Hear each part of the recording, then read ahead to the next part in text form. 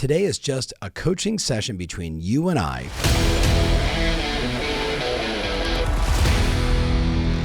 Hey, welcome back to the podcast. I hope this is finding you doing insanely great. I want to have a one-on-one conversation with you. I don't know if you know this, but I'm an investor in tens and tens and tens of companies. And in doing that, I've been very fortunate to sit down with a lot of different startups and, companies that were well on their way past maybe a Series A or a Series B or a Series C, and sit down with the founder and ask a bunch of questions to try and determine if this person's willing, or if this person is the right person, I should say, to bet on. I found after doing, call it, 45,000 coaching sessions, that there's a bunch of questions that you can ask a founder of a business to really help them create a clearer path towards the outcome that they want for their business. And I know maybe as you're listening, you're like, wait a minute, I'm not a startup. I'm an experienced real estate professional. I'm in the mortgage business. I own a tech company, or I'm in the service business, or whatever it is that you find yourself doing. Or maybe you're listening to this and you're 17 years old and you're thinking, screw college, I want to go build something.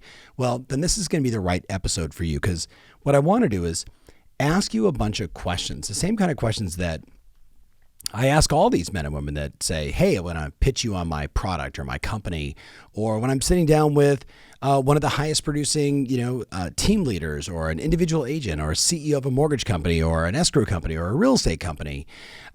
So let's go with that. Let's go with today is just a coaching session between you and I.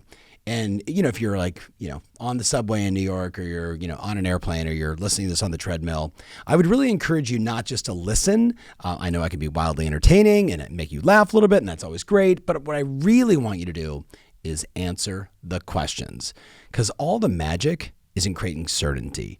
All the magic is having that clarity, the knowing that this is what I'm building, this is what I'm doing, this is where I'm going. And that's where providence occurs. So let's talk about it. The first question I ask people is, how long do you plan to be in this business? Right? How long do you plan to be in this business? This is even, whether I'm talking to a founder or you, how long do you plan to do this? And what's fun is I have clients, Maxine Gellens, who's 83 years old and having a wonderful time doing millions of dollars a year in GCI. In her real estate practice with her daughter and their team down in La Jolla, California. And if you asked Maxine 10 years ago, how long, she would say, I'm going to do this forever because I've made this business something that I can do forever. I share it with my daughter. We've got this great team. I dance 3 hours a day, which she does. Katie, she dances like 3 hours a day. And her best pal is Mary Murphy, who started Dancing with the Stars, if you know that show. So she'll dance with her and she'll go to dance competitions. Big shout out to Maxine. The point is, she said, I can do this forever because this is a lifestyle business for me. Well, if I'm an investor, that's probably not something I want to invest in, because I'm looking to ultimately get a return. I want someone to build their business, scale it, sell it, take it public, do something, right? Create a trigger. Otherwise, it's not a really good investment. But for you as a business person, it's important, I think, you answer that. Do you have an end date in mind? Do you have how much of what and by when? And I don't care if you're 19 and listening to this, or you're, 93. What is the exit plan? How long do you plan to do this? Then, just a reminder, I'm just going to say this to everybody listening. In the real estate space specifically, and we see this in every industry, right? So it's not just real estate, but I'm going to give you a real estate data point that should speak to whatever industry you're in. The top 25% of agents in the MLS are currently gobbling up market share. And today, if you're in the US, they're doing about 73% of all the volume, and therefore all the commission revenue is going to the top 25%. We know the top 1% is doing like 17% of all the sales volume, and therefore all the revenue. Now, it doesn't matter what industry you look at. If you go to the mortgage space, you see it with all these big monster companies, the Rockets of the world, et cetera. They're gobbling up market share. So clearly, they, whether you're looking at portals where it's like Zillow acquires Trulia, probably should have acquired Realtor.com, maybe should acquire Redfin. All these big companies have figured out there's going to be 2 or 3 major players in the space, and then there's going to be a ton of, let's call it cottage industry, smaller businesses that either get gobbled up or they carve out their niche and they do okay and they generate some substantial revenue. But it's like there's Costco and there's Sam's and then there's a bunch of other ones, right? Think about it. There's Netflix, and I don't even know. I'd probably say Netflix and Apple, and then there's a gazillion other ones, hoobity doobity, whatever, you know all the names. My point to you is this: in business, you want to be first or second or third, or you want to figure out what's that cottage space that I can control in terms of the niche. Like, I may not be the biggest, but I can be the best at this, as an example. Probably need to put Disney Plus into that mix as well, because they're clearly killing it. But again, you're a business owner. That's why you're listening to this. How long do you plan to do this? And then do you understand that it's kind of in this game? You either try and become one of the biggest, the best in your marketplace, and it could just be being the most successful in your town, could be the most successful in your office, could be the most successful in your brand, in your region, but someone's going to do it. Like, someone's going to do it. And the question is it going to be you? If it's going to be you, if you have that kind of ambition, you're going to love this show. If you're like, I just want to sell a house now and then, check out of this one and go to another podcast. Like, not kill me forever, but just like go to another one, because this is really about doing something big. Then I want to remind people, just as I mentioned, startups and portals and publicly traded companies, they've now figured out over the last decade or so that trying to build a business based upon real estate agents giving them business is probably a bad idea. Instead, they're going direct to consumer. And whether it is the postcard that I received at my house recently in Dallas by Better. Better is a mortgage company that's now a mortgage and real estate business. And by the way, I'm not a fan, so I probably shouldn't even be talking about it. They should be called Worse, not Better, in my opinion. Sorry if you're part of the Better group, but here's what they're doing. They're basically saying, we don't have a really great value proposition. We have no massive degree of separation for consumers as to why they should use us. So we're going to use the race to the bottom strategy called give the real estate commission away for free. Yes, your commission away for free. So they use their mortgage company. You know, it's another hook, right? We've seen these discounters in the marketplaces before. My point to you is their marketing, they're using modern marketing. They're using guerrilla marketing. All these major companies are putting lots of money, millions, tens of millions, hundreds of millions of dollars in to get the consumer to contact them directly. And one person might be listening right now that is saying, gosh, I haven't even called my own past clients in Sphere. Ian, who bought a house, a couple of years ago here in Dallas, and his agent never followed up on him again afterwards. Like, the disconnect is so obvious, right? This is like, you're like, wait, Tom, now you got me nervous and you haven't even asked me the real questions yet. You're just giving me some data points. But here's what I want you to get. Every industry is full of the rich and the rest. I'm in the coaching business. There's 3 or 4 of us that have what I would say larger businesses. And then there's thousands of people that refer to themselves as a coach, and they have 11 clients or 8 clients or whatever it may be, right? It's the same thing in every industry you go into. My question for you is, which one do you want to be? Do you want to be a part of that super elite group that does something really special at scale that helps a lot of people and therefore builds massive enterprise value, has a saleable asset, has something that people want, and they're coming after you and saying, hi, we'd like to talk to you about buying your business or having you join us, or hey, can you, engage with us in some kind of joint venture marketing campaigns because you built this monster thing? Or do you want to just be another small fish in the marketplace? Now, I don't care either way. The question is, what do you want? I want to help you get more of what you want. So I hope I'm touching on some of the things that are going to maybe stoke the fire of your ambition. So let's go back to the questions. And I actually was thinking about, I'm going to pull out of my notes here, the 6 or 7 questions I ask every founder. Yes, you couldn't imagine that Tom Ferry has a script. Yes, of course I have a script, right? Because I don't want to forget, right? So let me put in my notes real fast here. No editing. It is my investment questions. Yes, here we go. Ready? So here's the questions I ask, and then I'm going to go into the very specific questions I want you to ask. So I say to people, number one, right? So, hi, my company is called the Hooby Dooby Ding Ding Online App Solution, whatever. And I'm like, oh, that sounds fantastic. Explain the problem you're trying to solve in your business as if I was a 6-year-old.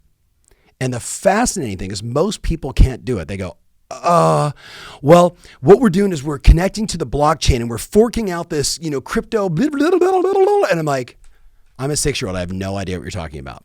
If you can't explain what you do in its simplest terms, the problem in the marketplace that you're fixing, then I'm pretty certain you have a hard time scaling yourself, marketing yourself, separating yourself from the competition to truly be effective. To have people literally say, I choose you because that message resonates with me. Does that make sense?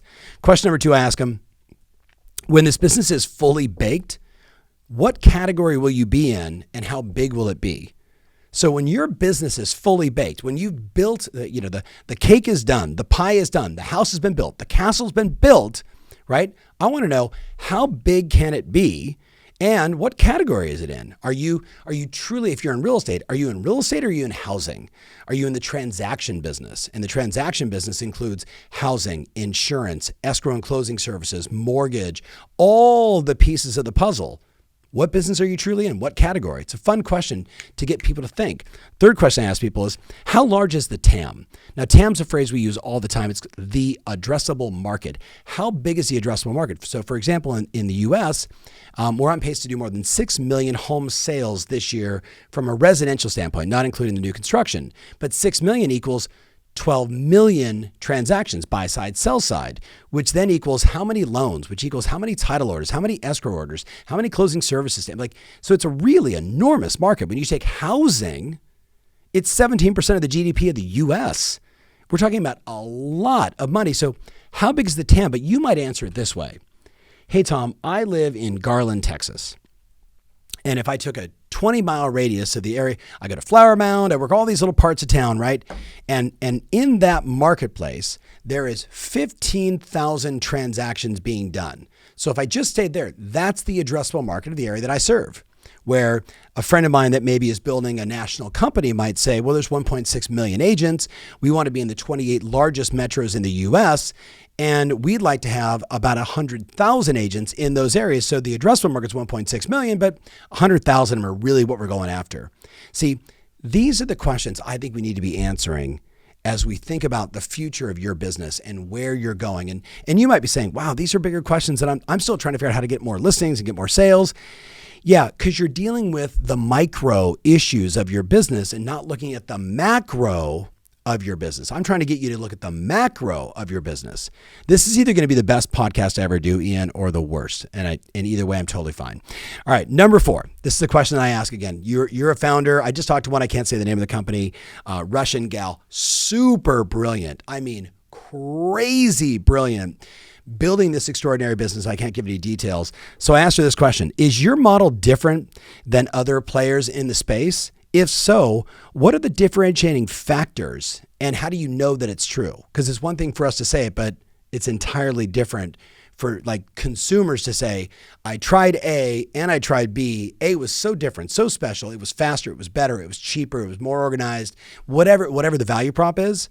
So again, the question is your model, is your real estate business, your mortgage business, your tech company business, your ISA business, is your model different from other players? And if so, what are those differentiating factors? So I go back to even like the early days when I started my company 19 years ago.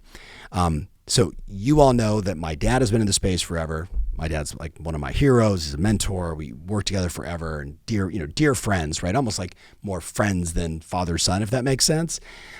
But I remember being one of his top coaches and helping him build that business to tens of millions of dollars in revenue. And when I made the decision to start my own business, I remember sitting there thinking to myself, all right, what are my differentiating factors? Like, what am I going to do that's different or special? Because I've got this last name, and the last name, could help or hurt depending upon how people felt about it. And that's okay. My dad was kind of the Don Rickles, or almost like Howard Stern would probably be the more modern version. Like, he made fun of everybody, right? Like, he just attacked the audience in a loving and fun and jovial way. But what happens is people either loved him or hate him, right? So I was like, okay, so if I just come out with my own last name, some people are going to love me and some people are going to hate me just because of his name, but I didn't want to ride on his coattails. That wasn't a differentiating factor for me. So the first thing is I named my company Success Strategies Institute, which was a stupid name, but I was trying to separate myself from the competition, quote unquote. So that was one thing, naming it, branding it. We went through that whole process. Maybe you've done the same. But then the second thing I asked myself was, when I reflect back on my talents and my clients and the things that we did together, what was it that was different? So as a coaching company, right, I'm asking myself these questions and I'm like, well, there's basically 3 camps of coaching companies. And you know this because, you've been around for a while. So there was the cold call prospecting camp. My dad was the leader of that revolution. There was Brian Buffini and Joe Stump, who basically took a bunch of stuff from a guy named Jay Abraham, one of my mentors, called Work by Referral. And they created the referral camp. And both these 2 camps made each other the enemy, which is, by the way, a really good business strategy. When you have a dragon to slay, an enemy to rally your troops around, that's actually really good in business. It's like Avis coming out and saying we're number two, so we try harder, right? So number one was their enemy, and they were going after him. Domino's Pizza, every business does this, right? You know it if you're a top producing agent. You were like number 8 in the office, and you're like, I really want to get Phyllis. She's number one. Phyllis? Is there anybody named Phyllis anymore? It's like Phyllis Diller, which you have no idea, Katie, at 25 or 24, who Phyllis. You should Google who Phyllis Diller is, right? She's very, very funny woman from A Million. When the world was black and white, that's when she was around. All right. So back to this, right? So there's these two camps. There's like the prospecting cold calling camp, then there's the buy referral camp, and then there was another camp, and I would just call them the marketing camp. And it was like my buddies at Hobbs and Herder and all these other businesses that were like, you got to build a brand, you got to have a beautiful brochure. So each one of those three had sort of their distinct way that they were doing business, and they used that as their degree of separation. The challenge was there became a bunch of marketing people that were doing it, and a bunch of referral people that were doing it, and a bunch of people that were talking about prospecting. So they had to continue to innovate to try and create, what is that thing about us? And I remember sitting there thinking, well, at the time I was coaching 16 of the top 100 agents in the world. I was just with Steve Murray, who created the original list, Real Trends, the Wall Street Journal. Back then it was the top 100, then it became the 500, then it became the 1,000. And 16 of those people were my clients. And I did this sort of deep analysis, and you might want to be thinking about this. Don't listen to my story and be like, oh, that's his story. Think about the story as it relates to you. I said I did a deep analysis. What did all my clients have in common, and what was different about them? And you know what I discovered? All of my clients did some prospecting, worked some referrals, and did marketing. And I thought, but nobody's talking about that. Everybody's categorizing people into these groups. This is the marketing group. This is the buy referral group. And, right as I was starting my business, then there was the RE.net group, the early social media tech kids that were all playing in real estate, talking about how it was supposed to be. And, it wasn't about massive numbers of followers. It was about being at a cocktail party. Some of you remember all that jargon, right? So this fourth group, but I looked around and said, you know what I know? If you're really good, it's about knowing yourself. It's about knowing your customer, and it's acknowledging that the cardinal sin of any business is to put all your eggs in one basket. And I wrote down, no wrong way to generate a client. No wrong way to generate a client. No wrong. And that became the beginning, the genesis, if you will, of the mantra of my business. That we said, look, you can prospect, you can work referrals, you can do marketing, you can do tech, you can do all that because we can help you do all those things. And we actually recommend you do all four. That makes a well-balanced sales and marketing business. And that was it. And just like that, I started getting hired over and over and over because people were like, yeah, I kind of didn't like the fact that if I went to this one, I had to cold call. And this one, I couldn't really do marketing or talk about tech because people that do referrals, they don't do that kind of stuff, which back then that's what they were saying.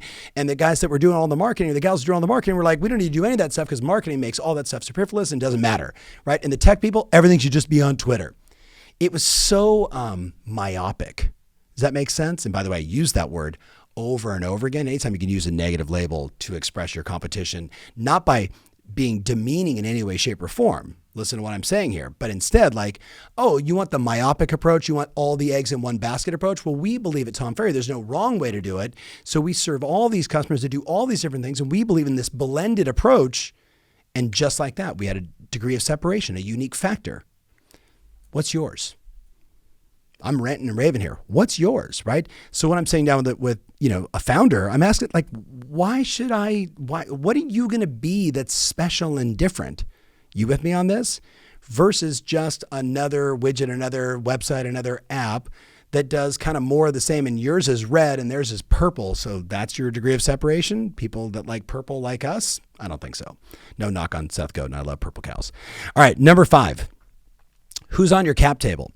What I want to know is how much money have you raised? What's your monthly burn? What's it cost you to run the business, and how much money are you spending? And then what do you forecast for break even and profits? Which those are all great questions for you because who's on your cap table? Now, cap table meaning who are the investors in your business? And the vast majority of people, when I talk to them in real estate, they say, well, it's me. I'm like, oh, okay. So it's all your cash. How much money did you put in to start your business? Oh, I made a sale and then I used some of it, and then I made another sale and then I used some, like the traditional bootstrapper, if you will. How does that compare to Compass? How does that compare to EXP? How does that compare to Long and Foster before they were sold, or Home Services of America, or now Remax as a publicly traded company, Realogy, all these monster brands? How does that compare? Is that the right move if you're in this business and you don't have capital to grow? No, I'm not saying to you that you should go out and get money partners, but I am asking you to acknowledge if you're building a business, it requires capital. Right? It requires capital. It means, I think about my friend Greer Allen, who started an unbelievable company called Boomtown. And Greer did the typical entrepreneurial move. I'm not recommending this for you. I'm telling you a story as an example. So listen up. He refinanced his house, pulled some cash out, and started his business because he knew if he was going to build a world-class sales automation machine and serve thousands of clients all over the US and Canada with these extraordinary websites and solutions and drip marketing campaigns and everything else that they do at Boomtown, he knew he was going to have to put some capital up to build this thing. Think about it. I'm just asking you questions. Before we even get to the good stuff, I'm just giving you, these are like bonus questions. All right, and there's one last question that I ask, and I just got to get to it real fast here. Then I say, tell me about your management team, right? Your engineers, your sales, your marketing team, who's in charge of revenue. I go through all of that stuff. And then all I really want to get to is the bonus question. So tell me about your team. And you know, probably as I felt when I started 19 years ago, when you're like, who's your management team? I'm like, well, my wife's in charge of the money. And that's her job and she's really good at it. And Steve Almani, my co-founder, Steve's in charge of sales. I'm in charge of content, coaches, creation, doing events. And I was like, wait, this is stupid. I have like 14 jobs. And I know that's how you feel. I know when I say to you, who's in charge of tech? You're like, me. Who's in charge of HR? You're like, me. Who's in charge of innovation? Me. Who's in charge of testing? Me. Marketing? Me. Your website? Me. Every asset, your branding, going on appointments, negotiating deals, closing contracts? Me. That's a scary proposition as a business person. That's a business I would never invest in. Now, I'm not busting your chops. I'm getting you to think. Remember, go back to what I said. The top 25% of the industry are doing 73% of all the volume, therefore all the commission. What are they doing that you're not? They all have teams, right? There's no doubt about that. And teams could be, ready, 2 licensed assistants. They use transaction coordinators. They've got virtual assistants, meaning they're not doing it as a one-woman band. You with me? They're not trying to spin all 14 plates that it takes to be successful in business by themselves, because plates are constantly dropping and crashing, and you're prioritizing based on what's urgent, not what's important. So we know that doesn't work. But the question that I get to when I ask this question is, so then what's your management methodology? What's your management methodology? So here we are. I don't know what month it is, but we're maybe 60 or 70 days away before the end of the year. And I talk to executives and team leaders and CEOs and budding rock stars that sell 52 homes their first year in the business following our methodologies. And then the next year they do 30 because they slow down to speed up and they start putting people in place so they can actually scale the growth and repeat it over and over again. And every time I say, what's your management methodology? Like, how do you govern? How do you run the business? How do you make decisions? How often do you meet? Right? How does the sausage get made? It's kind of a funny little example, right? Like, you know what I'm talking about? Like sausage, right? It's like you throw all this stuff in, but it comes out, and every single time the tube comes out the right way, and we spin it this way versus that way. Like, how does the sausage get made? Like, how do you guys run this thing? And I'd ask you, as you're sitting here going, wow, this is kind of a heavy, interesting conversation, and I got way more to go with you, is how do you manage your business? How do you run the business? And who helps you do that? And who do you report to? And who reports to you? And what data do you look at? And what numbers do you look at? And what are you tracking and measuring? And why are you tracking and measuring? And then what decisions do you make about that? Ian and I, my producer, the other day, we were like literally sitting in the conference room here in the office in Dallas. And what we're doing, we're like, okay, here's all of our shows. Here's all the historical data, like viewers, numbers, head count, how many people are subscribers. We're looking at the data and then forecasting to the future. And then we know, like every month, as Courtney produces, all this data for us, like, are we on track or off track? And that's just one little piece of the business called content, right? That's before sales and marketing and everything else and events and our coaching clients. But see, I know if I have the right management methodology in place, then when I meet with Ian, we can discuss the things that are most important. I'm making sure that I'm providing him as a leader the resources he needs to go out and do the work that he needs to do so he feels successful, so his team is winning, so the business is winning. What's your management methodology? So I ask all those questions, and it's really fun, right? Because by the way, all they ever want to do is go, let me tell you about my product. Here's what it does. And it's really exciting. Let me give you a demo. And I'm like, I don't give a shit about any of that stuff until I understand all of this. So here's the questions I want to ask you, because all that was just a bonus. So I want to ask you this question. First, what business are you actually in? Think about it. Are you in housing? Are you in shelter? It's funny when I talk to like some of the big economists in the country, they'll all say, well, the shelter industry should do really well during inflation because, obviously home prices are going to continue to improve and, people always need, a roof over their head. They call it the shelter industry, where we might call it housing. What business are you really in? Are you in the first-time buyer business? Are you in the multifamily unit business? Are you in the agent-to-agent referral business? What business are you actually in? Are you in the business of helping your sales agents be more successful? Are you in the business of providing 5-star client experiences for your customers? What business are you actually in? Then I asked, number 2, how big is the TAM? What is the addressable market for you? In your area, how many transactions are being done and what percentage of them are you doing? It's so interesting. Again, I go back to this question. I think about like my clients, DJ and Lindsay, who will do, this was a couple days ago. They had 971 real estate transactions in escrow.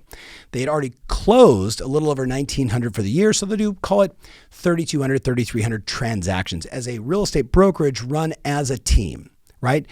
So we're all excited about this because 3,000 transactions, back in the old days, it was like, man, if you could do 100 transactions a year, you were a rock star. And now, 1,000 is the new 100. Or when people say to me, I did $100 million in volume, I'm like, congratulations, that's awesome. $1 billion is the new 100 million. Like, the game just continues to change and evolve. So we're talking about this. And the reality is in the marketplaces that they serve, even at 3,200 transactions, they're like at 4 or 5% market share. But that means like there's a couple other companies that are like 10% market share, 12% market share. How much do you want? What are you building? Because that's the third question. What are you building? So think about this for you. Like you're listening to this right now, and thank you for being a listener and listening to my crazy desire for you to have an enormous business, whether you want one or not. So I appreciate you. What are you building? It's the same question that when I came home and talked to my wife, I'm like, honey, let me tell you what I want. It's like 19 years ago. I'm like, okay, there's no wrong way to generate a client, right? We're gonna be the best at going deep on all these different verticals of marketing and lead generation. We're gonna have these world-class coaches. She's like, what do you want? I'm like, 150 coaches around the world helping our clients. And I had this like very clear vision, if you will. Not vision like, more like Walt Disney. Walt Disney, if you read any of the early books on Walt Disney, or actually even Steve Jobs, Bill Gates.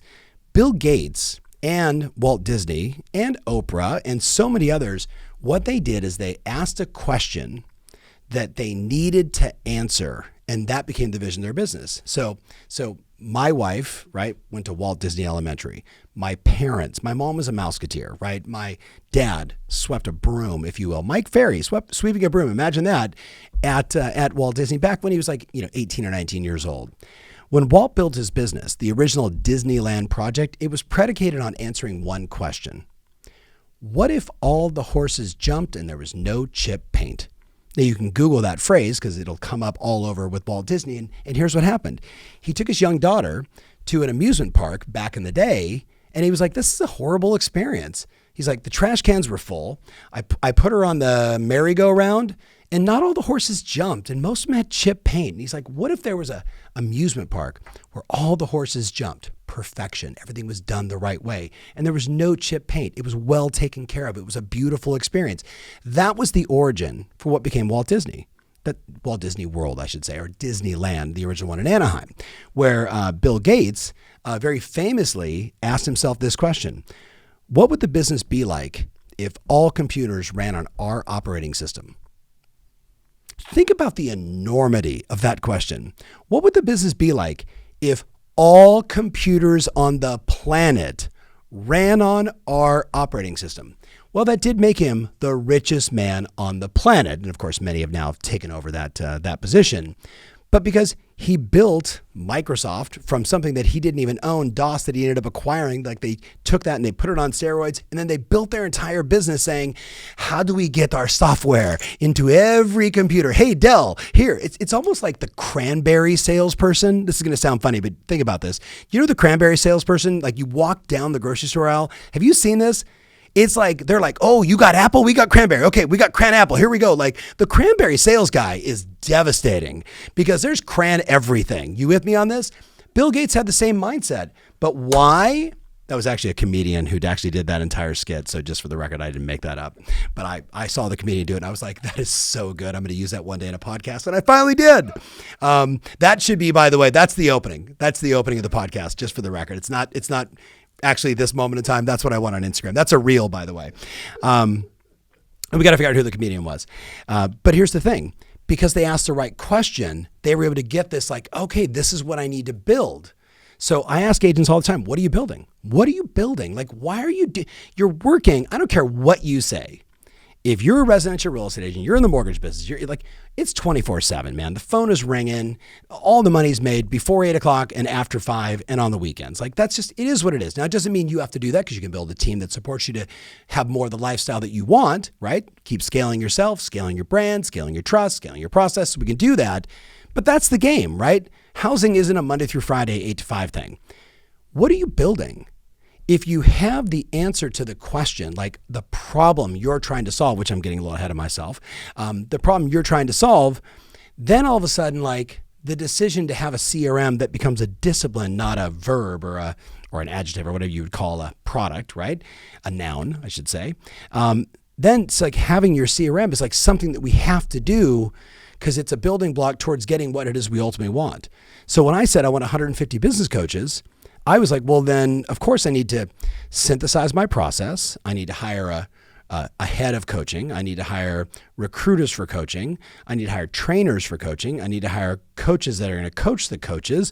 I need to create curriculum so they can go deep. I need them to be able to cross-pollinate ideas so I don't have one coach who's amazing at this and another coach who's amazing at that. They need to be sharing all these ideas and resources so they can support each other. Then I'm like, well, of course, then I need to build a software program, a degree of separation. I need to go to video first. I'm a video guy. Like all these things became natural, obvious, and automatic to me because I was clear on what I want. And then at the same time, when people would come to me and say, hey, we should do this, I was like, that sounds great for you, but it doesn't line up with what I'm trying to accomplish. It's a great idea. I love it. Thank you. Keep doing that. But I was building a business, kind of like a side hustle, fun project. And then very quickly, as I was finding myself a little too entertained by this business, because sometimes that happens. Y'all know what I'm talking about. You get a little obsessed about an idea and I'm like, this could be really rad. We could help our clients do this. And then I'm like, I woke up and I'm like, wait a minute.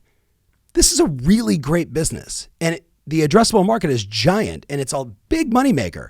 It just has nothing to do with where I'm going. And I took the business and I called a buddy and said, you should do this. Here's the relationships. Here's the contacts. And if you decide to really take it and run with it, I'll be your first investor. See, when you're really clear on what you're building, you make decisions like that. You don't try and do 11,000 things at the same time, which is why most people fail. So question number 1, what business are you in? Question number 2, how big is the addressable market? Question number 3, what are you building? And question number 4 is, what's your exit? Which was kind of the question I started this whole thing with. What's your exit? How do I get out? How do you get out, right? Today, the number of teams I'm talking to out as an example, they've gotten out of production. So they built this like this iconic individual who became the beacon of hope in their marketplace, the most recognizable male or female, whatever, husband and wife team. And then they realized that they ran out of the most important resource, time. So they brought in a couple salespeople and then a few more salespeople, then a few more salespeople. Then all of a sudden they found themselves answering, got a minute all day long. And they thought, wait a minute, I've got to go through that J-curve moment. Do I maintain where I'm going and hire a sales manager, or do I pull out and go to a leadership role? And it's a decision. There's no right or wrong in this. I'm just giving you the example where all of a sudden they stop listing and selling real estate. And instead they put all of their concentration on their management team, on their sales team, on their client care experience, on making sure that the company's innovating. And I'm not even saying they own the brokerage. They're just running the business now. They've moved from tactician to manager to owner, right? Going back to the old entrepreneurial myth, the E-myth. If you haven't read it, you should read it tonight. But every one of them said, this is part of my way to eventually exit the business. So one of the things that was interesting last week, we were in Nashville with top 300 of our top team leaders and their partners and, ops managers. And then we had like 70 people from around the world that are a part of this special little group that we work with. And we were talking about this, like that, how do you make that leap? And do you make that leap? Should you make that leap? The interesting part is on the second day when I had my buddy Steve Murray, former owner of Real Trends, has now sold that business to Housing Wire, exited out of the business. You guys get that? He exited out of the business. Now Clayton Collins and the guys at HW, they own it. He was talking about valuating a real estate agent's business. And he said, if your business is predicated on you, it's worth less. Because if you die, what happens? And if I give you a bunch of money and you leave and you stop selling houses, the business goes down. He said, so, you would sell it for less. That would be your exit strategy. Like the same thing if all of your business was predicated on your past clients and sphere, which means it's all relationship based, which I'm not saying against, just hear me out. The argument is if your entire business is predicated on you and you getting a referral because they know, like, and trust you, what is that business worth?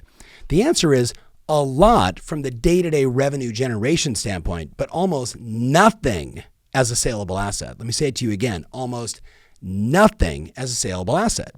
What Steve said was instead the businesses, the teams that are selling, because there's a lot that are selling these days, the reason why they're selling is because they've set up a marketing and lead generation machine, right? That whether it's Facebook or Zillow or Ding Ding or Google or direct mail or open houses, the machine is generating new customers every single day. And now what's happening is venture capitalists are now looking at the size of an agent's database and saying over the next 5 years, how many transactions would be produced from this database? And it actually gives them a step up in value. I hope you heard what I just said there. Like that's a super interesting insight, right? But again, it's not predicated on their own past clients and sphere. So I say that to you because I want you to be able to answer, like, when are you going to exit? Like, when are you done? And if you say never, cool. Or think about this. Maybe your exit is, hey, you know what? Like I don't know if you know this, I have two boys, one's 22, one's 20. Michael Ferry is my older son. Well, my dad's Mike Ferry. You don't think that wasn't by design? Of course it was. Yes. Was I honoring my father? Absolutely yes, right? He's my hero. I love him. I named my firstborn after you, right? And then I was like, oh, my son, my younger son, Steve-O, right? I named him after my best friend, Steve Almonte, co-founder of the business, right? So both got equal honor, but I was thinking like, could a personality-based business like mine sell? The answer is, of course. We get those kind of inquiries all the time. But what's interesting is I thought, what if Mike Ferry, who basically led the revolution of discipline in real estate, an icon in the space, if you know who he is, you know what I'm talking about, and then myself coming in, and then what if the next Mike Ferry could come in, right? But I have 171 coaches, I've got 6 other speakers, I've got lots of people that SMEs, subject matter experts in our business. But what if maybe you turn the business over to your kids? I mean, look, they're smoking weed, they're doing nothing, they're playing video games, they're 28, and you're making $800,000 a year, $400,000 a year as a real estate professional. Bring them into your business. And then slowly over time, give them stock. You can exit. They take over. Winner, winner, chicken dinner. Happens all the time in our industry. But you got to answer the question, what's your exit? Now, beyond all of that, a few more questions and I'll give you some homework and then I'll let you guys go. Who is your customer? Who is your customer is something that not enough of us are thinking about. And I know you say, no, I think about my customer because I want to love on my past clients. And I got that. That's not what I mean. The avatar, right? The avatar. Who is Betty the buyer and Sam the seller? And you have written up on your wall, Betty the buyer, and I'm making this up. She's 28 years old, right? She's, X, Y, and Z. And what happens is when you create these avatars of who your ideal customer is, you begin to attract more and more of your ideal customer. That's what I mean. Like you're building a business. I'm building something. Who is your ideal customer? Who do you want to work with? Who are you for and who are you not for is a very important distinction. I tell people, like, the example is today, because you're one of my followers, that, having a Google My Business page is a really good idea in your business. And people say, how much personal stuff do I put into my GMB, for example, on the photo section? I'm like, look, if you ride Harley Davidsons and you have a Harley Davidson tattoo and you don't show your tattoo and your Harley on your Google My Business page, you are missing out on a clientele, a base of customers that are so loyal to that brand that they're like, I'm choosing you just because you ride a Harley. That's how it works. If you want a Vizsla dog, right, or a Rhodesian Ridgeback is one I just saw recently. I was like, well, that's a beautiful dog. They would hunt lions, that's elephants. It was like some crazy, dog from a million years ago, not the ones you see in the park today. At least we hope not. But here's the thing: if you have a dog like that and you didn't put them on your Google it wasn't a part of the mix of your brand and who you are and what you're about. You have to understand that consumers will literally say, agents and lenders, they're all the same. But he's got a Vizsla dog. She's got a Rhodesian Ridgeback. I'm using her. Here's $20,000. It happens every single day. Who is your customer? And then the second part is, and who are you? It's like, I don't know if I've ever talked about it on my podcast, but you've all done this before. You've heard this example. I was 19 years old in San Diego at a Brian Tracy seminar. I was about to turn 20. So it was July 17th, 1991. And Brian Tracy, you remember that name? Old rock star. He was like my outside of my parents, he was like my first mentor. My dad's like, you're not listening to me, but you'll listen to this guy. So I meet Brian. I start listening to his audio cassettes and taking notes and listening to it on my old headset when I drove my Honda 125cc motorcycle to work, and listening to Brian Tracy on the Walkman. You guys with me? The cassette version, old school. Listening to this guy all the time. And then I get invited to go to one of his 3-day conferences. So by the time that I met him, he had basically helped indirectly, as a mentor does. Indirectly, I tripled my income. I went from making $60,000 to $180,000. And when you're 19 and you're making $180,000 a year and you already have a fake ID and your own condo, you kind of think you're killing it, right? I certainly did. I walked into this room and they were all old. Everybody was old. They were 40, you with me? But I was 19, right? So I'm looking at all these people, who are these people? So I walk up, Brian, nice to meet you. Of course, we talked over the phone and, thank you so much. And my dad and blah, blah, blah. And thank you for all the cassettes. And I've listened to everything and I've tripled my income. And inevitably during the conference, he calls me out and he's like, Tom, stand up. I stand up and I'm looking at all these old people and, kind of nervous. And he says, tell him what's happening. I said, well, I've went from making $60,000 to $180,000 and, listening to Brian's advice, and I follow his formula and I do this and I do that. And, blah, blah, blah, blah. And he was like, yay, right. Congratulations, Tom. And then he says to me, Tom, stand back up. And I was like, okay. And he's like, you're my mentee, right? And I'm like, yep. And he goes, you need to get married. Now I'm sitting at this conference, by the way, with a girl that I was dating. And I wouldn't even look at her because this was only a date. This was not a forever thing. So I was like, okay. And he's like, you need to get married. I'm like, I'm 19, Brian. What are you talking about? He said, kid, you're rough. You're like a piece of coal and you need some positive pressure to one day become that diamond. I remember him saying that as clear as day. And I was like, okay, I know that metaphor too. That's great. What are you saying, Brian? You need to get married. He's like, you need to get married. Here's what I want you to do. Go back to your room tonight and in your journal, write down everything you want in the ideal spouse. I'd never heard that exercise before. I've been married for 28 years by the end of this month. I met my wife 1 month after doing that assignment. 1 month after doing that assignment. I was like, dark haired, preferably Italian, this color skin, this mindset, this parental situation. I wrote everything about other women that I respected. Mary Hardesty was a real estate agent in Balboa Island, who was kind enough to let me live there when my parents kicked me out. My mom, my grandmother, Elizabeth Wesley, was a rockin' real estate professional in Huntington Beach who drove a Trans Am in 1978, Smokey and the Bandits. You with me on this? She was so just full of life and energy. And I thought about all these women that totally I gravitated towards. Someone like that in my life would be awesome. And 1 month later, I meet my wife. Now, I didn't have a script in front of me at the time saying, how do you feel about this? How do you feel about that? That actually did happen though, but that was on the second date when I brought my cheat sheet and I pre-qualified. Yes, literally pre-qualified. Took me a year and a half of follow-up and then I got married, right? But I knew exactly what I wanted. Long story short, who is your customer? Who are you trying to attract? When you are for everything, guess what you attract? Everything. And everything gobbles up your time, takes your emotion away, takes your heart and soul away. Instead of saying, I'm really good with these kind of people, this is what my business is all about. I don't need to get 8 million people. I want to get 8,000 or 800 or 80 a year of the right people. That's a really powerful exercise for you to be thinking about with your business. Now, I wrote down under that, what problems do they have and how do you solve them? What problems do they have and how do you solve them? Because the moment you can say, I really specialize in people that own a house that want to buy an investment property. I specialize in mature couples that own houses that are trying to figure out the transition of their life. Or I specialize in people that live in this territory, this part of town, this geography, this price range. When you make that declaration of this is the specialty, then you have to say, what are the problems that they have and how can I solve them in a unique way so I become the obvious choice? That's business.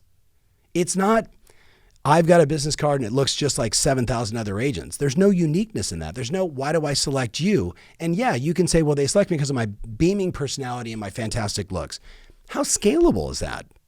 Like really, how scalable is that? You and I both know the answer is it's not. Then again, I'm just reminding you, what are you building? So the last thing I wrote down before I give you a little homework is, what are your unique factors? And we've talked about it throughout, but what do you do better, special, different? And how does it line up for the analytical? How does it line up for the high D of someone on the DISC profile or the high I who wants, energy and excitement and let's go? Like, are you for that person?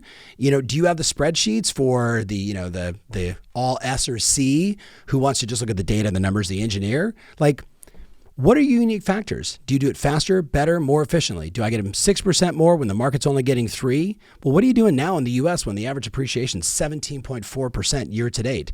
Are you getting your clients 21? Because the difference between 17.4 and 21 is massive, right? But can you quantify your differentiating factors, right? By saying you're number one in the market, that's great.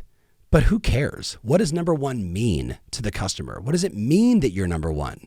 Right? What do you do that's different, better, more efficient? I think about so many clients that they would take a law of contrast as an example in marketing. They'd say, well, so Mr. and Mrs. Seller, the average real estate professional will do these 11 things. And this is documented from the National Association of Realtors. They do these 11 things to market the home.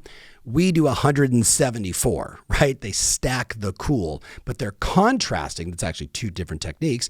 They're contrasting, law of contrast. This is what everybody else does, but we do all of this. And then they stack the cool and say, here's 174 things because we believe you're hiring us to market your home to the largest number of prospective agents in the marketplace to control the buyers and buyers around the world. And our experience tells us that when we do all 174 things, we hit the most people driving up the price, getting more offers, et cetera, versus what the average person does. Like, that's a unique factor. Maybe the fact that today you have 80,000 followers on TikTok is your unique factor. Maybe the fact that you're now 7 years into a How's the Market show that you've been doing on YouTube and Facebook and everything else, that's your unique factor, that you actually open up the MLS and get people behind the curtain and you share this. Maybe it's your team. Maybe it's that you speak multiple languages. The bottom line is this.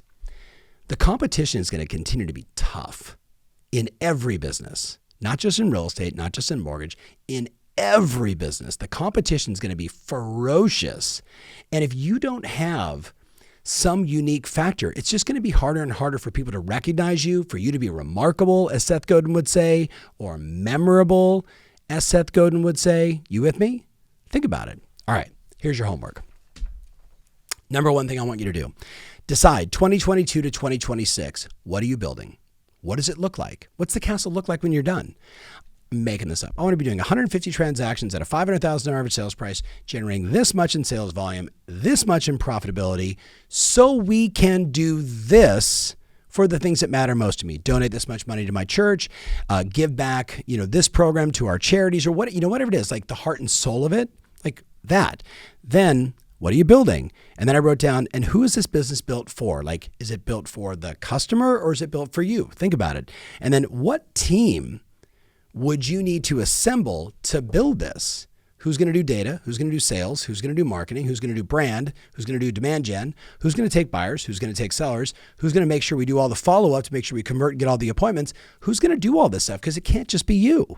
And then I wrote down, what marketing, both modern as well as old school guerrilla, do you need to apply to the marketplace in order to get the kind of response you want? Then I wrote down, what kind of brand do you want to build? So instead of people actually having to get marketing to call you, they're typing in your name, right? Seth Godin said this at the summit, and I loved it. I captured the moment. Maybe you saw it on Instagram, where he said, marketing is great, but what we really want is to become this brand that people type in Tom Ferry. Like, that's what you want. So the questions, what are you building? 2022 to 2026, who's it built for? And therefore not for, like who's your ideal customer and therefore who is not. And then are you building it for you or are you building it for your clients? And then what team do you need to assemble? And then what marketing do you need? And then what branding do you need so this whole thing gets done? So you probably had no idea what you were getting into when you popped this little podcast, but I really hope you took the time to listen, to take notes, to write all this stuff down, because at the end of the day, like, I do what I do. I coach, I create, I connect, and I contribute. That's all I really do, like, because I'm really not good at much of anything else. But those four things, I hope today you got the contribution, right, that I want you to win. I hope you got the coaching, that I'm asking you the same questions that I ask a lot of different people that have built enormous businesses. I really hope you get that. And I hope we connected on that level as well. So maybe I get 3 out of my 4. That'd make me super happy. All right. So as I bounce, thank you so much for listening to this. I can't wait to read your comments on any different social channel. And hey, maybe we should have like a hashtag, something around that cranberry sales guy who's pretty good. All right. We'll talk to you guys soon. See ya. Wondering how the real estate market's going to be in 2022? More importantly, how your business is going to be in 2022?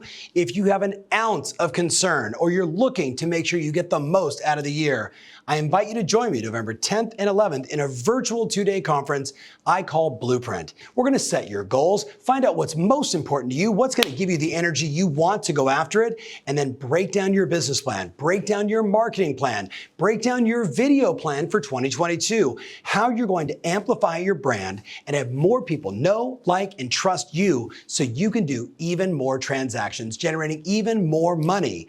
That's what Blueprint is all about. To make your reservation, go to tomferry.com/blueprint and use the promo code Blueprint15 for a 15% savings. If you're my coaching client, simply go inside a Loom and make your reservation with your special pricing. I look forward to seeing you virtually at Blueprint.